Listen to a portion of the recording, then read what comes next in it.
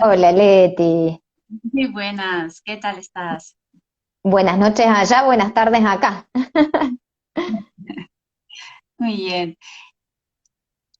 Ya se van uniendo algunas personas, ¿verdad? Vamos Se, viendo que se se van van uniendo ahí, sí, sí, sí. uniendo. Mira, mira, qué bien, qué bien, qué bien. Bueno, deseando escucharte. Gracias, igualmente, yo compartía que estaba muy feliz de que podamos conversar, para mí es un placer poder intercambiar aquí, yo le digo sentí pensares sobre este tema tan importante y bueno, justo que ayer fue el Día Internacional de Lucha contra el Bullying y que me parece que mientras más lo podamos visibilizar y poner en palabras, es una de las formas de poder ir trabajando para que haya menos. No sé si que no exista, pero sí por lo menos de que sea menos y menos las consecuencias. Qué bueno, sí, yo también reflexionaba sobre el tema y a mí me gusta más, más que el término en contra de la violencia, en contra de la violencia escolar, acoso escolar, en contra de, me gusta más un término más proactivo quizás, ¿no? A favor de los buenos tratos, Mm. a favor de las relaciones positivas, a favor del diálogo, a favor de la gestión del conflicto, a favor de los vínculos afectivos, de la unidad de grupo. No sé, tengo la sensación de que estamos siempre en una lucha, ¿no? Siempre contra algo, Mm. ¿no? Quizás hay que empezar a Ujú. pensar, ¿no? Qué es lo que tenemos que trabajar, ¿no? Pues quizás el diálogo, la conversación, no sé, los entornos escolares, sino como que siempre alguien tiene la culpa de lo que nos pasa, ¿no? Siempre hay un culpable, ¿no? Ujú.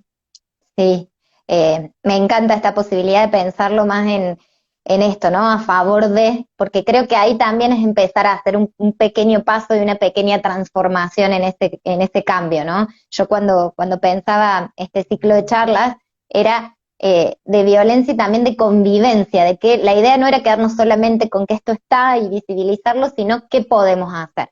Y creo que va en consonancia con esto de que no es un solo sector el que tiene que hacer algo o el que debería hacer algo, sino que somos todos, porque todos somos parte, ¿no? Yo pensaba en esto, a ver, esa violencia que se ejerce muchas veces en lo escolar, pero que muchas otras veces se da en otros espacios, en el barrio, en un club, en otros espacios, estos niños, niñas o adolescentes lo sacan de algún lado, digamos, ¿no? Y es a qué están expuestos en cómo nos vinculamos nosotros los adultos, qué mensaje transmitimos nosotros los adultos, ¿no? Vos me enviaste el cortometraje que me encantó y que salía, ¿no? Que empieza, o lo podemos visibilizar en el salón de casa o en el comedor de la casa, ¿no? Y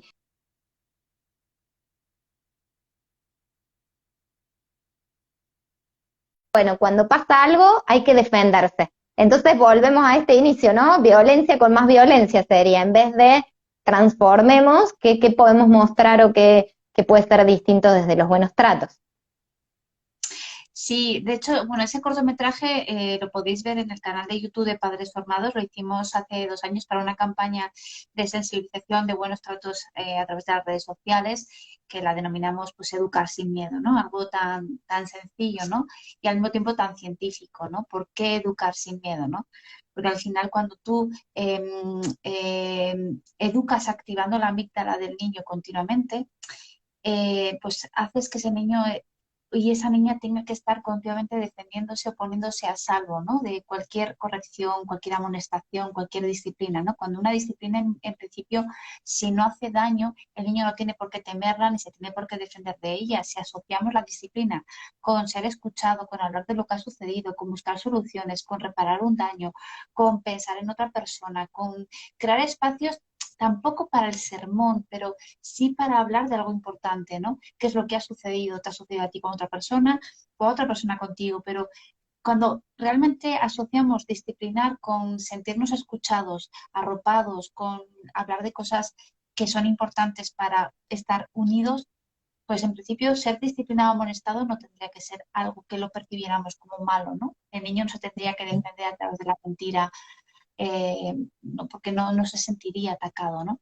Entonces, al final, un poco esa reflexión de cuántas veces para corregir tenemos que estar activando la amígdala de los niños, ¿no? Y haciendo que se pongan a la defensiva, protegiéndose y temiendo a quien en principio es su cuidador principal, ¿no? Mm. Y pensaba cómo esto después se desplaza, ¿no? Porque también es lo que aparece frente a un otro que activa de la misma manera o similar quizás, ¿no? La amígdala y este miedo a no poder posicionarnos o poder buscar otra forma, ¿no? Esto de muchas veces no esta manito del stop y poder decir, pongo un límite que no tiene que ser desde la violencia, ¿no? Sino que le puedo poner un límite al otro cuando me está diciendo algo que me agrede, que me hace sentir mal, cuando alguien quiere venir a pegarme, poder decir con firmeza en lo corporal, pero sin necesidad de transmitir algo, una agresión o una hostilidad al otro. No, no quiero recibir esto, no, no lo recibo, no lo acepto, y también buscar las ayudas que sean necesarias en los momentos en que se requieran, ¿no? A ver, sí, la verdad que es súper interesante lo que dices, pero bueno, yo reflexionando un poco sobre todo esto, pienso que a veces cuando educamos sin, sin conocer cómo funciona el cerebro de un niño, muchas veces lo que le decimos al niño no le sirve. Porque es verdad que esto que tú comentas es algo que tenemos que educar a cierta edad, cuando estamos los padres muy pendientes de nuestros hijos por edad, que tenemos que estar supervisándoles, que estamos muy cerca de ellos, pues sí que tiene sentido que estemos en un parque, a lo mejor haya un enfado y estemos y les digamos, mira, pues dile que no te ha gustado lo que te ha hecho, ¿no? O mira, pues a lo mejor la has empujado y le has hecho daño. Entonces, cuando estamos supervisando, digamos, una gestión del conflicto, pues puede tener sentido. Pero ¿qué pasa cuando no estamos cerca? Cuando no hay ningún adulto que pueda supervisar, que pueda dar acompañamiento, que todo eso para algunos niños es desprotegerlos, porque si yo le digo a un amigo que no me gusta lo que me has hecho, te marco un límite, pero ese niño no está acostumbrado a respetar límites porque no le han escuchado, no le han enseñado a escuchar, por lo que sea, no es fácil, ¿no? Responder desde la empatía, ¿no? Esto requiere de un entrenamiento, ¿no? Entonces sí que tu hijo sabe poner límites, pero en cuanto ve que esos límites que él pone no se los respetan, porque claro, cuando hay un adulto que está supervisando, si otro niño no respeta los límites, pues bueno, pues damos cobertura, les ayudamos, tal. Pero ¿qué pasa cuando yo pongo límites y no me respetan los límites? Pues no me queda otra que tolerar un maltrato o a lo mejor irme de un espacio, pero eso supone estar solo. Entonces hay veces que algunas pautas que les damos no les ayudan. Dile a la profesora, dile a la profesora, pero ¿en qué momento? ¿Y a qué profesora? Si conocieras que mi profesora no me presta atención. Si voy a la profesora, al final quedo expuesto delante del grupo.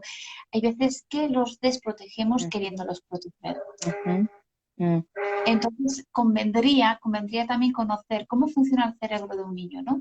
Para que cuando yo le doy una pauta o le doy una recomendación o le hago pues pensar sobre la situación, si realmente mi hijo o mi hija, ¿no? En un espacio donde no va a haber un adulto de referencia o no voy a estar yo para darle seguimiento, para protegerlo, si realmente mi hijo con esos recursos va a estar bien o tengo que aceptar que a lo mejor que mi hijo ante una agresión, y a ver si consigo explicar esta idea, ¿no?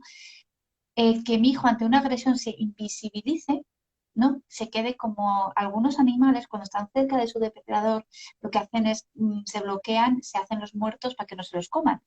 Entonces dices, ¿cómo es la naturaleza, no?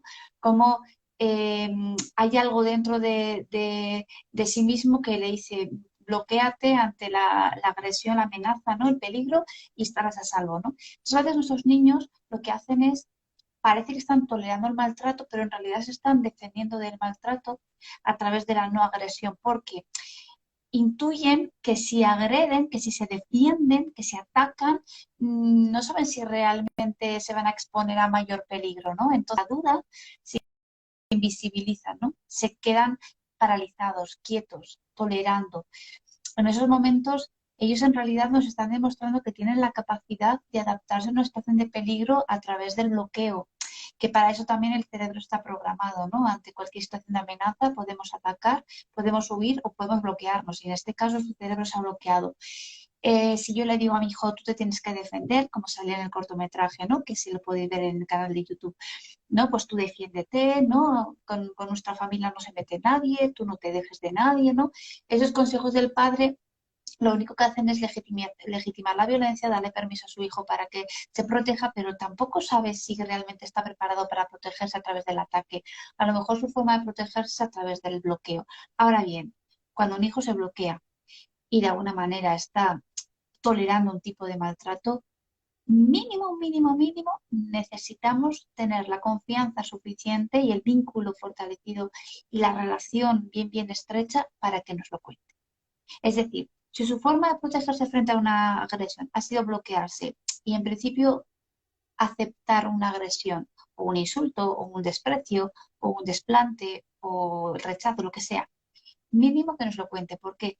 Porque hablar de cosas dolorosas es muy difícil, porque narrar algo que he vivido con tantísimo dolor, si no me ayudan, no voy a saber cómo. Entonces, mínimo que puedan contarnos y que no nos pongamos como unos energúmenos. Voy a llamar a la escuela, voy a hablar con tu profesora, pero ¿quién se ha creído? Voy a llamar a su madre, le voy a contar a su padre, ahora cuando me lo encuentre en la calle le voy a decir cuatro cosas. Si reaccionamos de mala manera, el niño dice, uy, no, no, no, la próxima vez no se lo puedo contar, no vaya a ser que esto me perjudique. Ujú. Leti, yo pensaba en esto, ¿no? Y vos tenés este lugar que se llama Padres Formados, entonces la idea es trabajar mucho, mucho, porque por ahí se piensa más, ¿no? En esto, en qué recursos darles a los niños o a los adolescentes, pero también trabajar mucho en esto en los adultos, ¿no? En mamá, en papá principalmente, que son los más cercanos, pero también a los docentes, docentes digo de la escuela, como también, vuelvo a insistir, de algún club donde se realice el deporte, o de alguna actividad que hagan los chicos, reforzar mucho esto, cómo construir estos vínculos de confianza, esta posibilidad de gestionar también cómo uno reacciona frente a las situaciones que seguramente ponen en movimiento una mezcla de emociones, ¿no? Porque seguro un papá que a lo mejor escucha que su hijo fue lastimado, ¿sí? Hablo física, verbal, emocionalmente, no solamente me quedo con lo físico, moviliza un montón de emociones allí, ¿no? Pero cómo puede gestionar ese papá, porque ahí es el primer modelo también que va a tomar ese niño para poder accionar o gestionar lo que vaya vivenciando. Sí, genial, sí, toda la introducción que has hecho. Mirad, yo creo que se trata también de que nos hagamos una pregunta, ¿no? ¿Qué quiero? Em, ¿Que mi hijo se defienda o, o que mi hijo tenga la capacidad de hablar de una situación, una experiencia dolorosa? ¿Qué quiero? ¿Que con mi hijo no se metan? Cuando a veces es inevitable, más que nada por si si estuviéramos todos metidos en nuestra casa, como nos pasó en el confinamiento, que no había bullying, solo había ciberbullying, por algo será, porque sí, siguió habiendo ciberbullying, pero no había bullying porque no nos socializábamos, ¿no? El tema es, ¿qué es lo que yo quiero que mi hijo aprenda, ¿no? Entonces, si yo me hago esta pregunta, pues probablemente querré que cuando mi hijo pasa por una experiencia dolorosa, querré que la comparta con alguien, querré que pueda hablar de ello, querré que tenga claro que eso que ha vivido es injusto, que si yo hubiera podido evitarlo, lo hubiera hecho, pero a veces en la vida le va a tocar vivir cosas y nadie va a poder evitarlo, ¿no? Entonces, si yo tengo esto claro, tengo que trabajar mucho mi autorregulación porque precisamente padres formados significa gestionar mis propias emociones frente a las de mi hijo, gestionar mi propia vida emocional antes que dar una respuesta a lo mejor desde la rabia, desde el miedo, desde la inseguridad, desde el dolor, ¿no? Entonces, cuando mi hijo viene a casa y yo observo en su rostro, en su forma de caminar, en su forma de dirigirse a mí, de mirarme, en su apatía, desmotivación, desgana o mal comportamiento, o una actitud irascible, ¿no? O su comportamiento agresivo. Si yo algo, puedo preguntarme, pues no sé si hay o no algo detrás de esto, no sé si ha pasado algo, a lo mejor no lo tengo que atiborrar a preguntas, ¿no?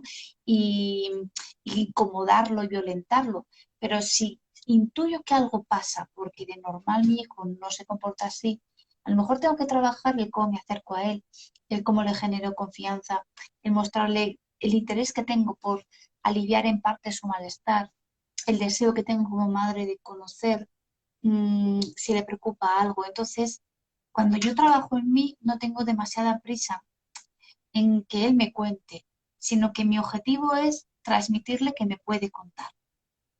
No tengo demasiada prisa en conocer porque también yo tengo que trabajar mis miedos, ¿no? Sino que voy a confiar en que cuando esté mi hijo preparado, realmente empezará a dar pasitos, ¿no? Con lo cual, si yo tengo claro esto, no tengo ni por qué presionar, ni avasallarle a preguntas, ni generarle incomodidad, ni violentarlo, ni sermonearlo, ni generarle esa ansiedad para que me cuente cualquier cosa y me deje tranquila, ¿no? Sino que voy a poner toda la atención en cómo yo me relaciono, me comunico, me acerco, lo sensible que soy, si me doy cuenta de que me está como despachando de su lado, que no quiere que yo hable con él, lo voy a entender. Cuando yo trabajo en mí, a lo mejor no me cuenta nada, a lo mejor hoy no es el día, pero yo estoy sembrando, ¿no? En la comunicación. Entonces, esto me tiene que importar mucho más que lo que a mi hijo le esté pasando. ¿Por qué? Porque a mi hijo le pueden pasar muchas cosas, pero si yo no genero el clima, la confianza, no labro el camino para que él realmente pueda hablar conmigo, yo no le voy a poder ayudar. Entonces, a veces hay que pensar, ¿no? Es grave lo que a tu hijo le está pasando, es doloroso, pero aún más doloroso es que no tenga con quién compartirlo, que llegue a casa y esté buscando cómo ocultarlo, como cuando uno oculta con maquillaje un golpe, ¿no? Cómo ocultar con su forma de relacionarse, ¿no? El dolor, para que yo no le haga preguntas, para que yo no le esté presionando, ¿no? Entonces, lo grave para mí no es tanto, y fíjate lo que estoy diciendo, o sea, por supuesto que es grave que un niño o una niña, ¿vale?, reciba o ejerza violencia, gravísimo, pero aún más grave es que no veamos, que no sepamos, que no escuchemos, que pase el tiempo y el adulto no sepa estar a la altura de la gravedad de las circunstancias, con lo cual, si ya es grave en sí vivir violencia o ejercer violencia, aún más grave es que cuando llegan a casa nadie podamos dar una respuesta a esa violencia contenida, recibida. Este es el punto clave. Por eso es tan importante una madre o un padre formado, porque lo que más duele a una madre o a un padre es no haber visto nada a tiempo. ¿Cómo yo no vi? ¿Cómo no fui capaz? ¿Cómo pasó el tiempo? ¿Cómo no me contaste? No, ¿cómo te iba a contar? ¿Cómo te iba a contar? Mm, es porque no encontré en mi casa quizás eh, esa invitación, ¿no?, a ser escuchado, que es muy difícil hablar de algo que duele, ¿no? Entonces, este es el punto, ¿no? Si ya es grave vivir o ejercer violencia, aún más grave es que no haya un adulto sensible, emocionalmente competente, capaz de escuchar, de acompañar y de compartir ese dolor, ¿no? Mm. Sí, me quedaba pensando en la importancia de esto, ¿no? De cómo a veces genera mucha desesperación y a veces en esto que el bullying, eh, creo que en España igual que acá, pero vos me podrás corregir en eso, está tornando como cada vez más foco. O a mí me ha pasado con muchos papás cuando converso por ahí, eh, como hasta querer prevenir de antemano que suceda, ¿no? Entonces por ahí hasta se le van como esto que vos decías, decirle cosas a los niños, ¿no? Si pasa esto, si, ¿no? Y también lo pienso como una forma violenta, si se quiere, ¿no? Porque hasta genera miedo de antemano. Me ha pasado tener a algunos niños hablándome de estas cuestiones donde no sé si mi amigo me hace bullying o no me hace Solucionado, digo, si no es una mala. solucionado. Venga, sigamos. Entonces, estabas diciendo que hay a veces que en consulta tienes niños, ¿verdad? Que Sí, te comentan el tema, ¿no? preocupados. No, no que esté vivenciando una situación, sino preocupados. Y pensaba en esto que alguien también ahí compartía, esto del darles el tiempo y la confianza, porque la confianza que nosotros depositamos en ellos, en que van a venir en el momento que les resulte poder venir a contarnos esto doloroso, también se va a transformar en la confianza en ellos, digamos, que es tan importante y tan valiosa. Sí, sí. A ver, yo entiendo que también es una cuestión de confianza del adulto en el tipo de crianza que ha llevado hasta el momento, ¿no? Nosotros cuando educamos, pues desde la parentalidad positiva, desde una disciplina que no hace daño, ¿no? Estamos fomentando vínculos, estamos fortaleciendo los vínculos y estamos apostando siempre por el diálogo.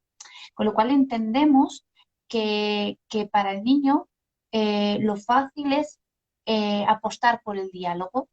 Entonces, quizás si tiene que hablar de algo que le duele, entendemos que le va a costar un poco más, pero ya tenemos el trabajo hecho y el camino allanado, entonces entendemos que va a apostar por el diálogo. Esa va a ser su primera apuesta. Entonces, quizás tarde un poco más en hacerlo porque el contenido de esa conversación va a ser doloroso, ¿no?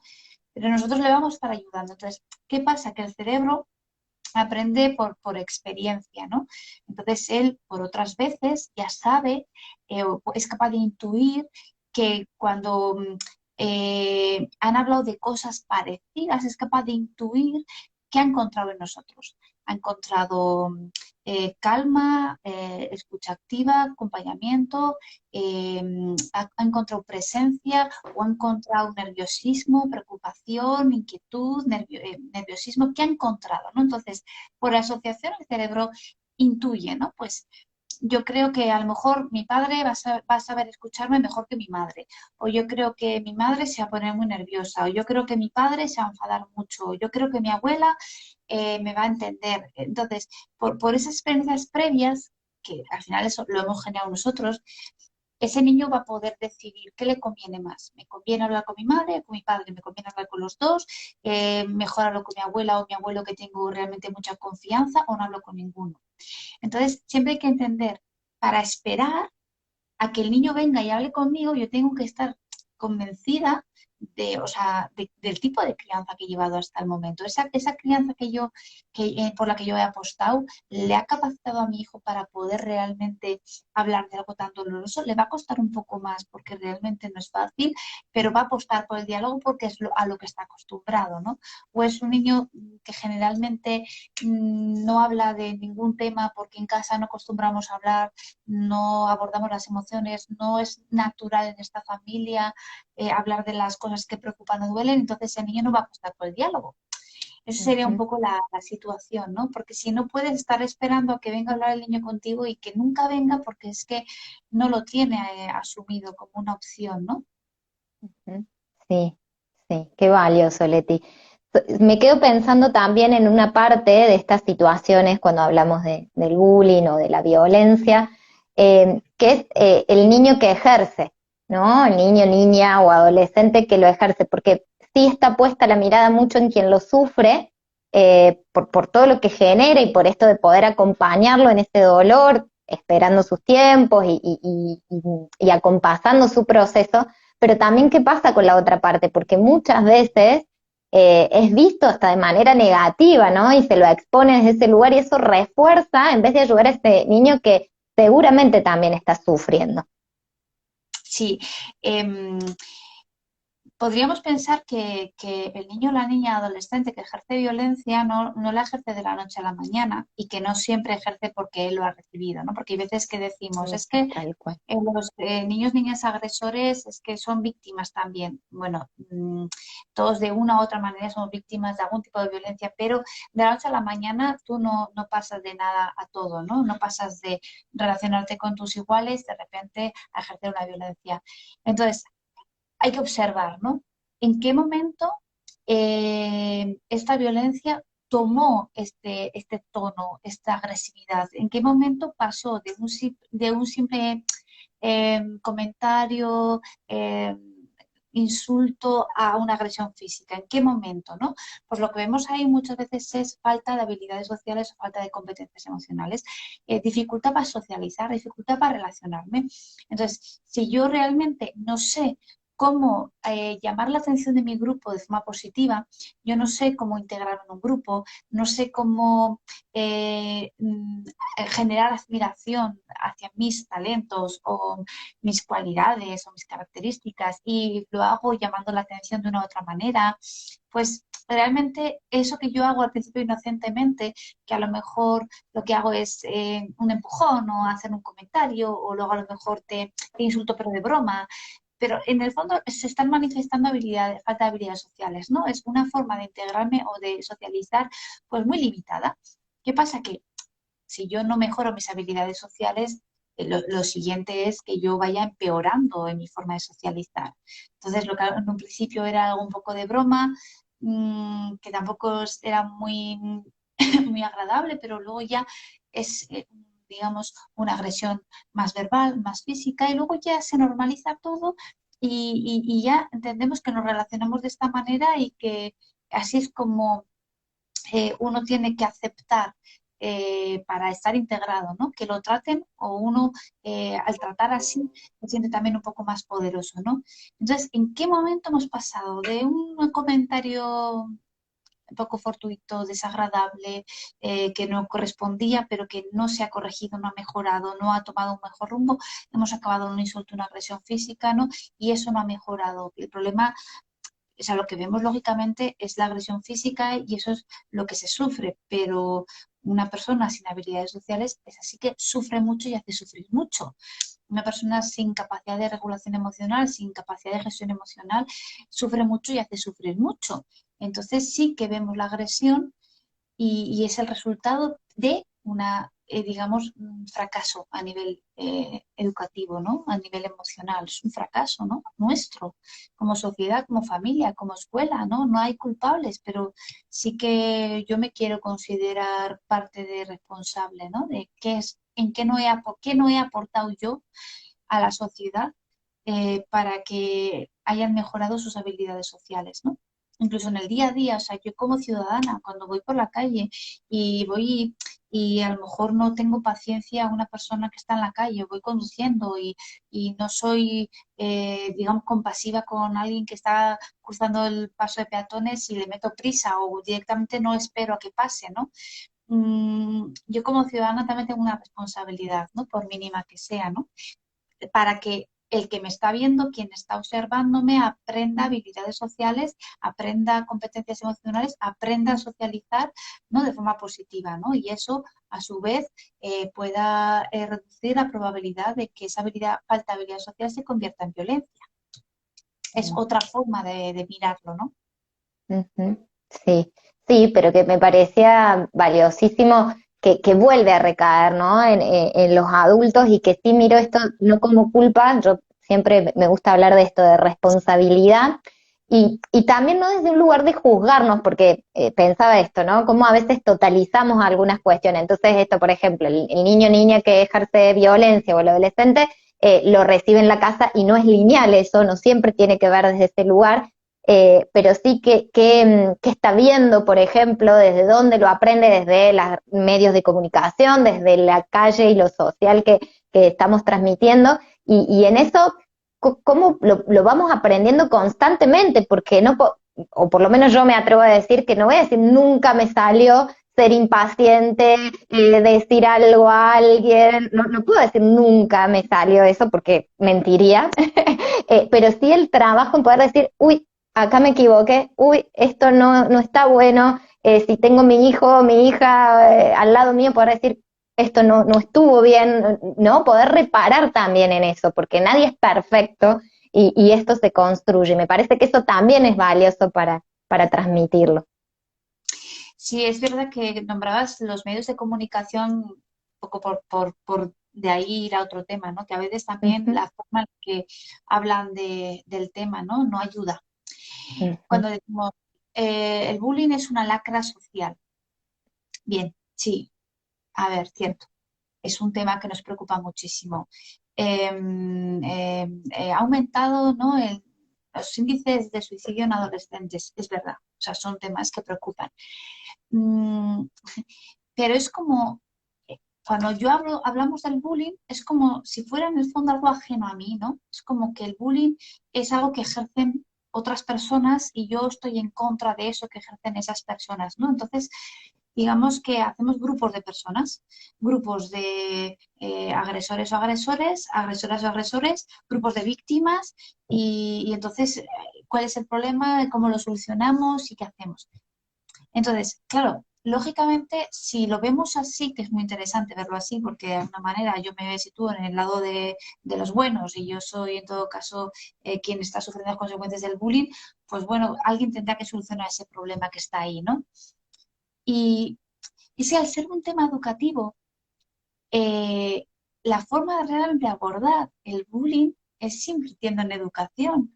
Entonces, no nos interesa hablar del bullying desde este lado, porque esto significa invertir dinero, significa contratar a profesionales, significa meter en aula a docentes de apoyo, significa tener educadores sociales en aulas, significa tener a orientadoras familiares en colegios, es que significa hacer una inversión económica tremenda. Entonces, esto no nos interesa, como no nos interesa entender que la forma de abordar el bullying es invirtiendo mucho dinero que tiene que salir de los gobiernos, de nuestros bolsillos.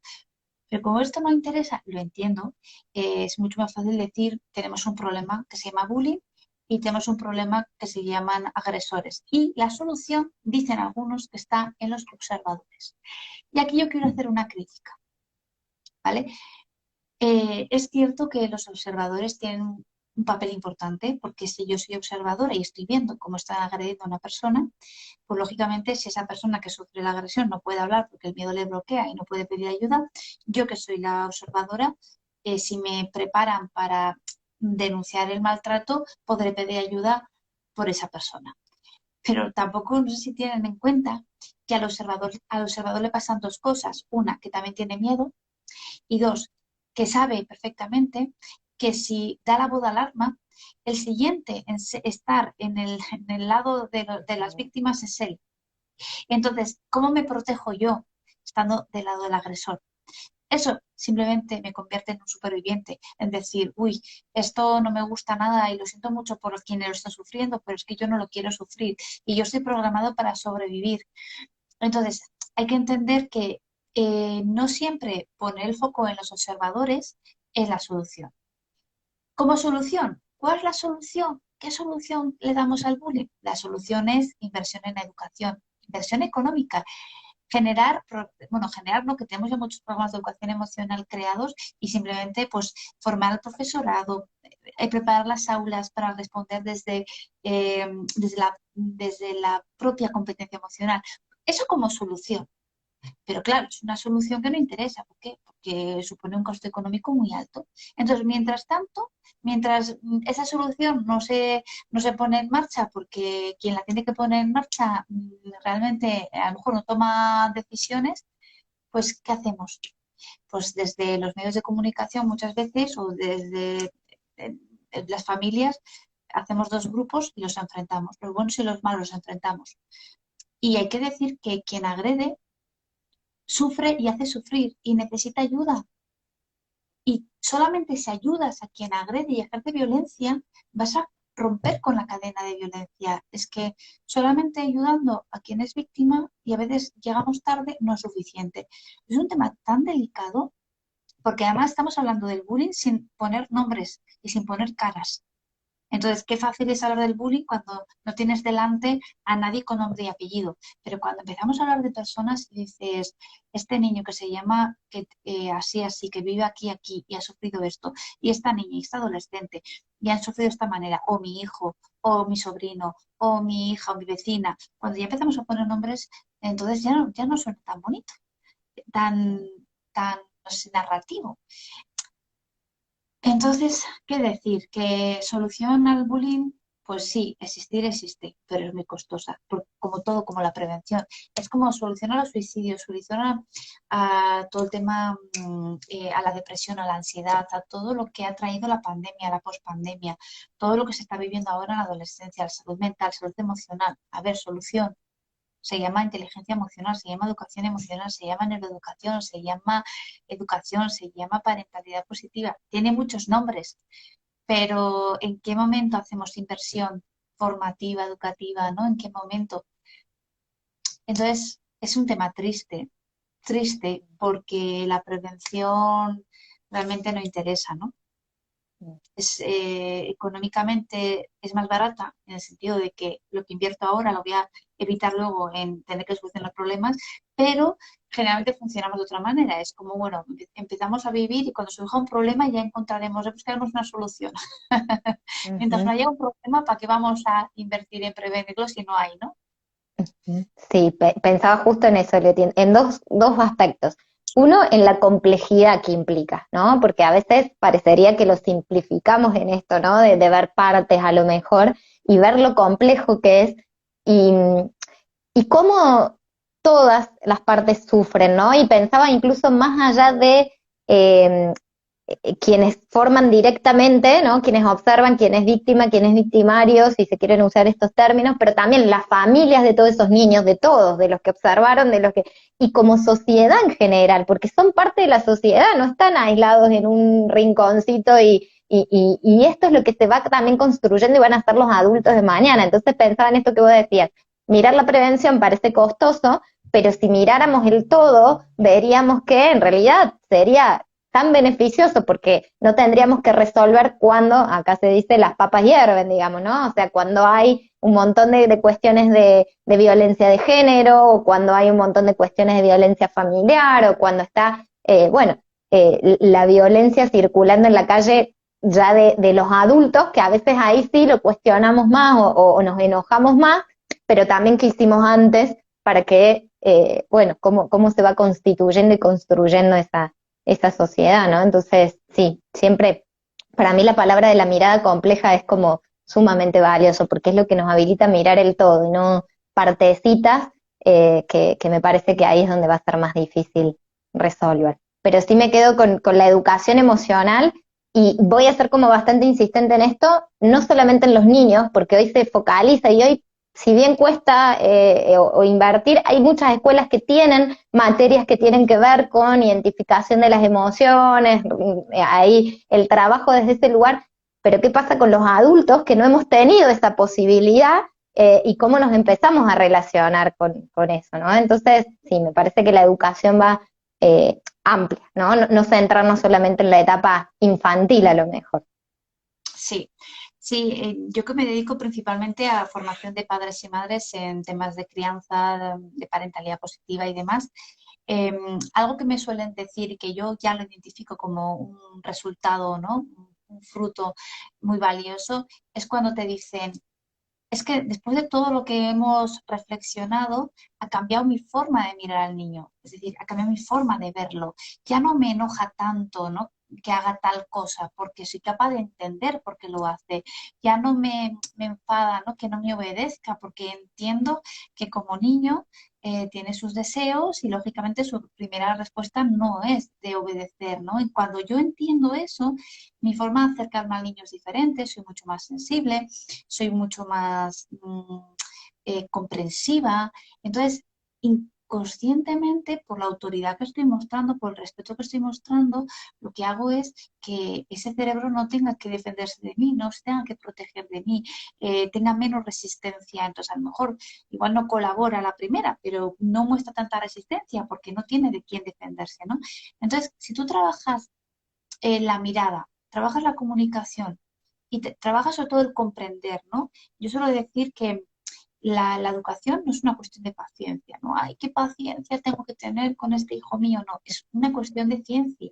Tú cuando entiendes y comprendes que lo que tienes delante realmente así tal como está bien, ¿no? Ese niño que tiene una rabieta, que se pone a llorar, que tú puedes interpretarlo como un berrinchudo, lo hace para llamar tu atención, llora para conseguir algo de ti, con 15 años se va a convertir en un delincuente, ¿no? Tú cuando le haces esa interpretación, lo percibes como un enemigo de quien te tienes que defender y a quien le tienes que dejar muy claro que el que manda en esta casa eres tú. Pero si lo que ves delante es una conducta totalmente acorde a la edad evolutiva, que no tiene madurez para expresarse de otra manera, que lo tiene que aprender, lo va a aprender contigo, se tiene que calmar para poderte pedir ayuda, tiene que llorar para poderse desahogar. Cuando tú comprendes esto, lo que hay en ti no es paciencia, tú no te acercas a tu hijo con paciencia, ay, ¿qué le pasa, pobrecito? No, tú te acercas con ciencia, de tal manera que como uno de los últimos artículos que yo escribía para la revista Ser Padres, que suelo escribir artículos, era, si tu hijo tiene una rabieta, no le abraces. Hay que entender esto. O sea, no le abraces en el sentido de que no todos los niños quieren ser abrazados. Entonces, si tú tienes por costumbre, ¿no? Aplicar las mismas pautas. Cuando un niño tiene una rabieta, la abrazas para que se le pase la rabieta. Pues no estás entendiendo que al niño no se le tiene que pasar la rabieta, que el niño tiene que vivir la rabieta, la tiene que vivir acompañada y a lo mejor poder llorar es lo que más le va a ayudar y no quiere un abrazo. Te lo está diciendo hace muchísimo rato, te está diciendo que te vayas, te está rechazando, te está diciendo dame espacio. Cuando se calme, cuando haya procesado todo y esté en otro punto, recibirá tu abrazo pues con de mil amores, pero ahora mismo no lo quiere. Entonces, cuando tú esto lo entiendes, dices, ay, que mi hijo no me está rechazando, ay, que mi hijo no es que se esté portando mal, ay, es que mi hijo. Entonces, ¿cómo respondes tú? En lugar de con violencia, porque muchas veces, según cómo corregimos, ejercemos violencia sin darnos cuenta, sin creer que somos violentos, pero forzamos, damos un abrazo para que el niño se calme cuando el niño no necesita calmarse con ese abrazo, necesita vivir la experiencia. Entonces, ¿qué pasa? Que cuando yo reflexiono sobre esto, cambio mi mirada, ejerzo un buen trato, no con paciencia, pero sí con ciencia, pues ese niño se acostumbra a ser escuchado, a ser comprendido, a ser calmado, a ser atendido, a ser validado, a ser acompañado, ¿no? Emocionalmente hablando. Con lo cual, cuando va a otros entornos donde no es escuchado, no es comprendido, no es validado, no es valorado, de alguna manera sabe, algo le dice, es capaz de reconocer que eso no es el buen trato al que está acostumbrado en su casa y el que tiene que aceptar, tolerar, de alguna manera recibir. Entonces, para mí va a ser mucho más fácil, reconociendo que lo que estoy recibiendo no es un buen trato, va a ser mucho más fácil marcar un límite. Pero nadie me va a tener que decir, dile que no te gusta que te peguen. No, yo voy a reconocerme maltratada y voy a decir, yo aquí no estoy a gusto, de aquí me quiero marchar, ¿no? Sí, sí. Pensaba en algo, Leti, que surge cuando hablamos de estos temas, que es en esto, pensaba en esta reflexión que vos decís que hacen los papás de poder entender y mirar de otra forma al niño, y creo que tiene que ver con aceptar la diferencia, ¿no? Porque a veces el adulto es como que se queda con la mente del adulto y pretende que el niño racionalice y exprese y funcione como un adulto, olvidándose de esta diferencia que hay, ¿no? Y creo que ahí va también en poder empezar a aceptar esto, ¿no? Lo diferente que somos, esto que vos decías, un niño puede a lo mejor necesitar el abrazo en ese momento y otro niño no, y no habla de que un niño sea menos afectivo que otro o que uno regule mejor la emoción que el otro, sino de lo que cada uno de nosotros necesitamos. Como adultos también nos vamos a encontrar con adultos que busquen más un abrazo y con adultos que no. Entonces creo que está buenísimo esta posibilidad de aceptar estas diferencias, respetarlas. Y pensaba en esto que vos decías, ¿no? Si uno dice que no, tanto que hablamos de esto de la importancia de escuchar ese no, muchas veces como papás sin querer creemos que tenemos el derecho de transgredir ese no, ¿no? Otra persona puede ser que no, que lo tiene que respetar, pero uno como mamá, como papá, puede transgredir eso, ¿no? Y lo importante, de nuevo, tener las alertas ahí, la visión ahí con todos los sentidos para poder ser respetuosos. Sí, sí, al final estamos hablando de la relación parental, la relación parental, la relación entre padres con nuestros hijos, ¿no? Lo que son los miembros de la familia, ¿no? Para que realmente de ese tipo de relación salga el modelo, el ejemplo, ¿no? Es como, tal y como soy tratado en mi casa, es como a mí me gusta ser tratado, porque eso me hace sentir bien. Cuando salgo de este espacio a un espacio más abierto, social, y no me tratan de la misma manera, una cosa es que yo acepte en un momento dado algún comentario, bueno, dentro de la socialización, también relativice, porque también la gente, pues, podemos hacer bromas con el sentido del humor de cada uno. Entonces, a veces uno también como que puede relativizar y no ofenderse por todo, ¿no? Pues bueno, me ha hecho un comentario, no me ha gustado mucho, pero bueno, relativizo y lo dejo pasar.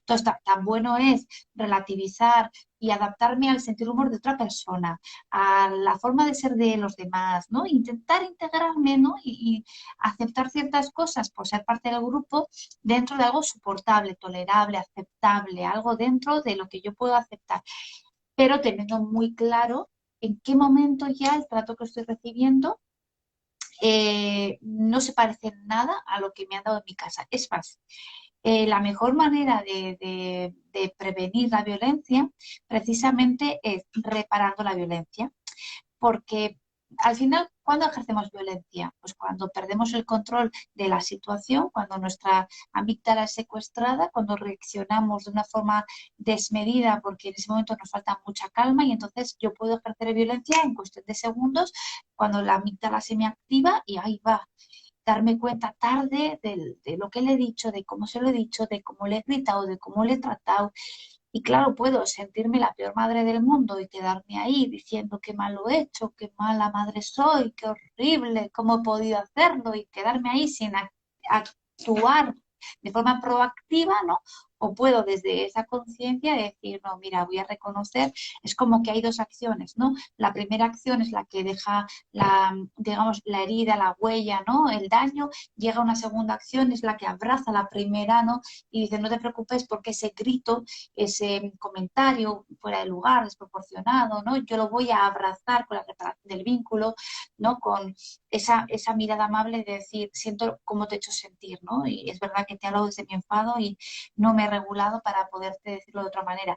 Cuando yo abrazo la primera acción, hay que decir que o sea, el cerebro, al ser plástico, moldeable, al ser realmente un órgano que es como, digamos, como la plastilina, ¿no? Que se queda la marca, lógicamente, la huella queda, eh, pero, pero aunque quede esa huella, porque es como la frase que me gusta a mí de Angie Not, ¿no? Que dice, los niños son como el cemento fresco, ¿no? Que cualquier cosa que cae sobre ellos deja la marca, ¿no? Pero es verdad que una cosa es que esté la marca y se seque el cemento y deje la huella, y otra cosa es que aún todavía en cemento fresco, ¿no? Tú puedas hacer algo por esa marca y suavizar un poco para que no sea para tanto. Entonces, cuando tú vas con la reparación del vínculo, le estás diciendo a tu hijo, mira, hijo, cuando en el entorno social la gente que te da un maltrato, no que te maltrata, sino que te da un maltrato, repara contigo, ¿vale? En esa reparación, eso es lo que realmente vale, ¿no? En la reparación, que no es pedir perdón así porque sí, pero igualmente que tú reparan contigo, tú tienes que reparar con los demás. Cuando tú reparas con los demás, de alguna manera te estás haciendo cargo de tus acciones, ¿no? Y estás abrazando la primera acción, que es la que tiene el poder de destruir, y la segunda acción tiene el poder de construir, ¿no? Pues quédate con la segunda, pero claro que haya una segunda, que no puede haber simplemente un daño y que nadie repare, ¿no? Entonces, para Ujú. eso también hay que prepararlos, ¿no? Porque hay que hablar de cómo me he sentido, hay que hablar de cómo me he gestionado, hay que hablar de cómo te he hablado, eh, hay que hablar de cosas difíciles, ¿no? Si no te has entrenado para ello, ¿no? Ujú. Sí.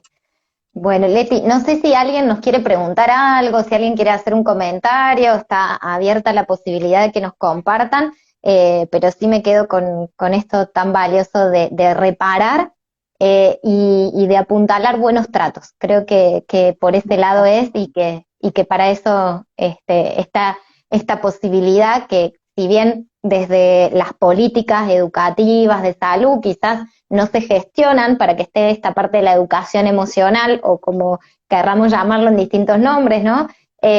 Crianza positiva y demás, bueno, podamos construir redes que habiliten a encontrarnos y poder ir sembrando de a poquito este movimiento y vuelvo a decir, apuntalar buenos tratos o convivencias desde el respeto, ¿no? Creo que ese es el punto, lo más valioso.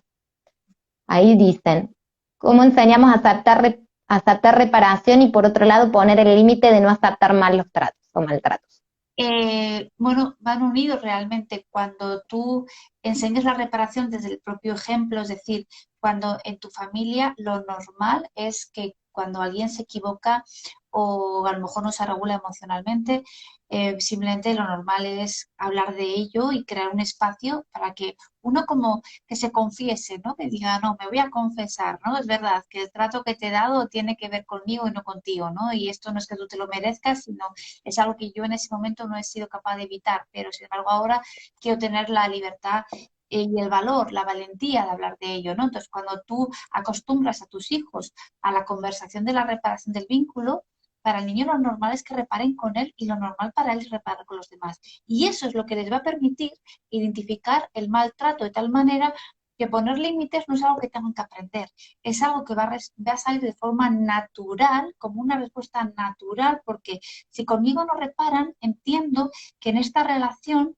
O sea, falta algo para que podamos seguir relacionándonos. Yo no me puedo relacionar con una persona que no repara conmigo y yo no me puedo relacionar con esa persona si no reparo con esa persona. Con lo cual, si tú acostumbras a los niños a la reparación del vínculo, los límites simplemente surgirán de forma natural. Con lo cual te vas a ahorrar tener que educar solamente una cosa en lugar de dos. Educas una y te vienen la segunda, dos por uno. Ujú. Sí.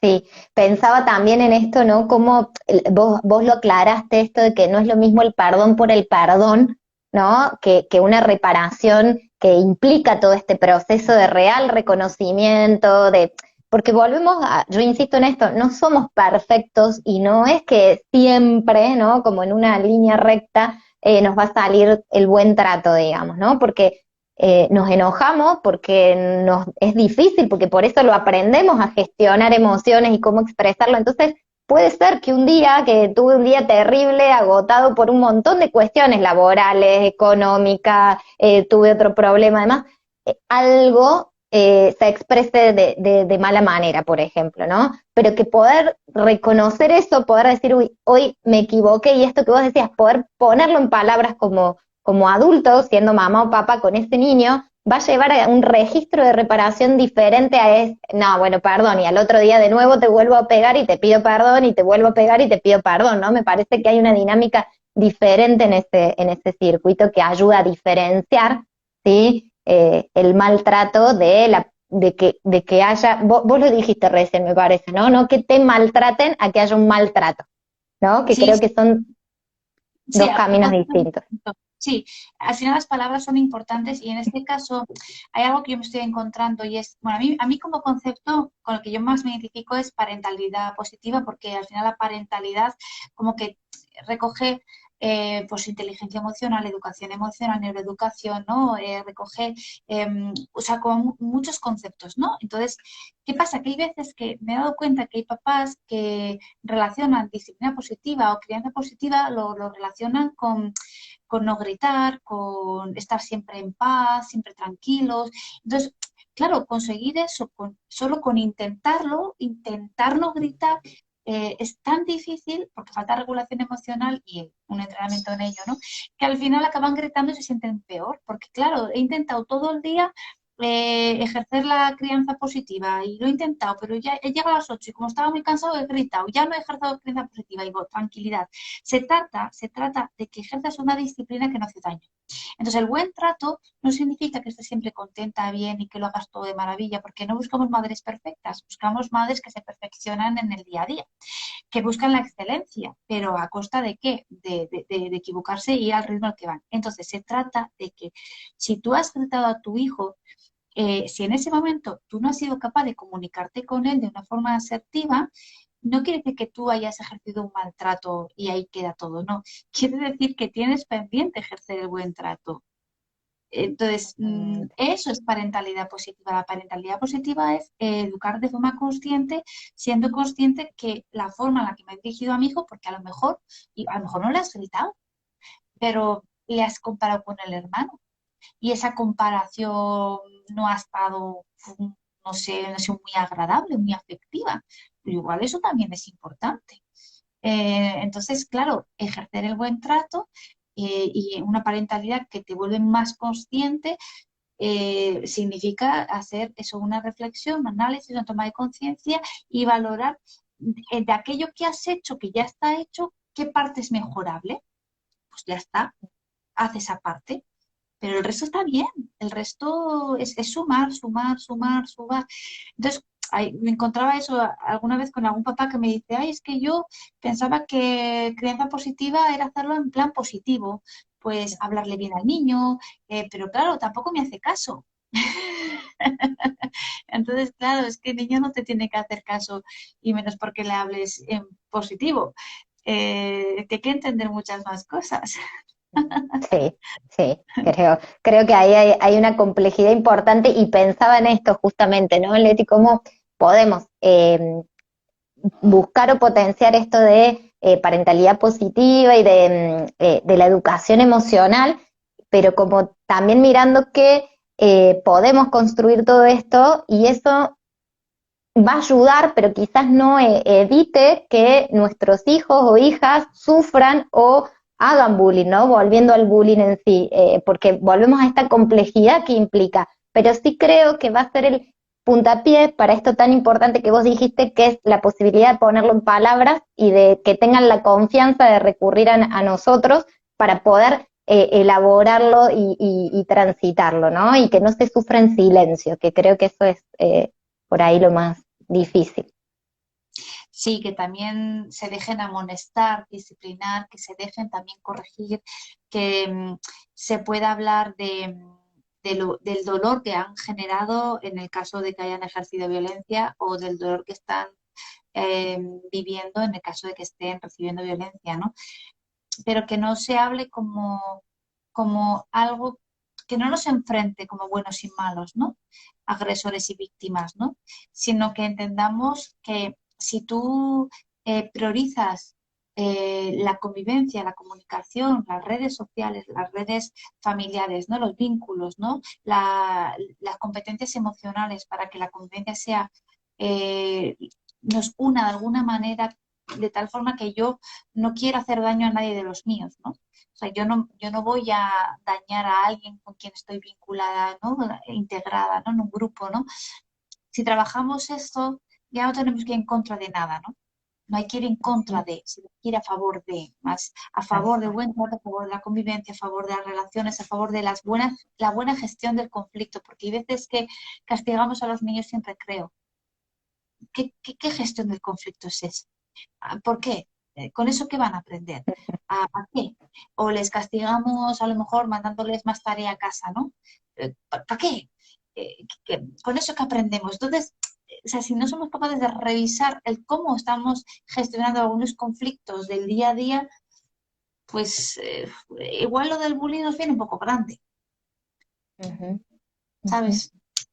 Sí, Delicado este tema, sí.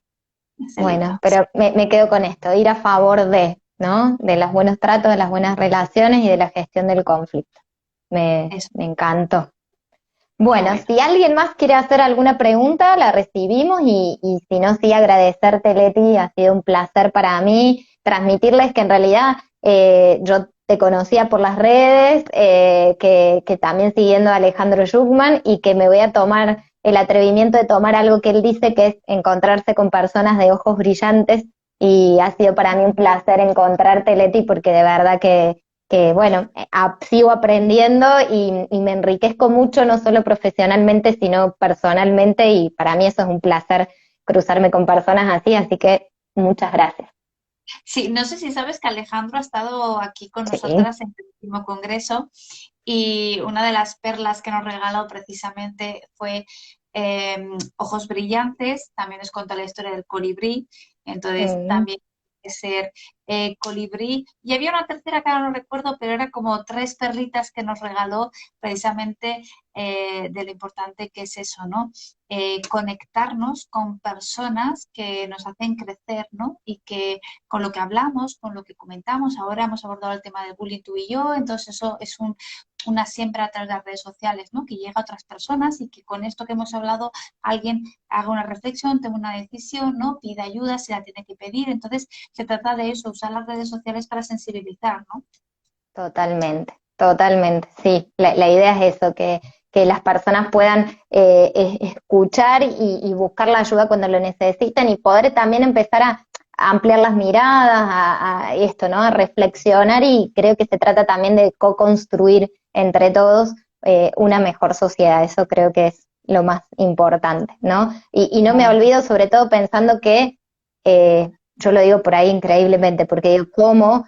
Intentando hablar mucho más de lo emocional y todas estas cuestiones, hay una guerra que se está dando, ¿no? Entonces digo, bueno, ahí poder mirar y decir, bueno, la importancia de esto, ¿no? De darle lugar y trabajar sobre esto. Pues sí, la verdad que sí. Sí, Bueno, pues me- encantada, un placer, ha sido un live, un directo muy bonito, muy gracias. interesante. un tema delicado, ¿no? Hay otros temas más agradables, ¿no? De tratar. Este genera tanto sufrimiento bueno, siempre hay que tener como cuidado por lo que hemos dicho, ¿no? Porque hablamos del bullying, pero no hablamos de personas, ¿no? Pero si tuviéramos que Ujú, poner nombre y apellido, ¿no? A lo mejor ujú, sería más complicado, ¿no? Pero bueno, está totalmente. bien que a veces despersonalicemos un poco los temas para poderlos abordar y luego pues ya cada uno que se lo lleva a su terreno personal, ¿no? Totalmente, totalmente. Muchísimas gracias, Leti. Muchísimas gracias a toda la gente que nos acompañó. El vivo queda guardado, lo pondré en dos partes, la primera parte hasta que se cortó y esta segunda. Y bueno, estaremos en contacto para poder seguir conversando si es posible. Así que, bueno, gracias, gracias. Buenas noches allá en España y acá seguiremos tomando mate. No sé si lo probaste, Leti, el mate. Lo he probado, pero no sé si lo hago tan bien como tú. Hay que tener una cantidad específica, ¿no? No hay que hacerlo como una infusión normal. Bueno, bueno, pero qué bueno que lo has probado y tenés mate ahí en tu casa. Tengo mate, sí. Ah, genial, perfecto. Bueno, bueno, y te esperamos por Argentina cuando puedas, quieras venir, no sé si has venido. No, ojalá algún día. Ojalá. Bueno, bueno, un abrazo grande. Venga, Chau, hasta chau, luego. Hasta luego. chau, chau. Adiós, adiós.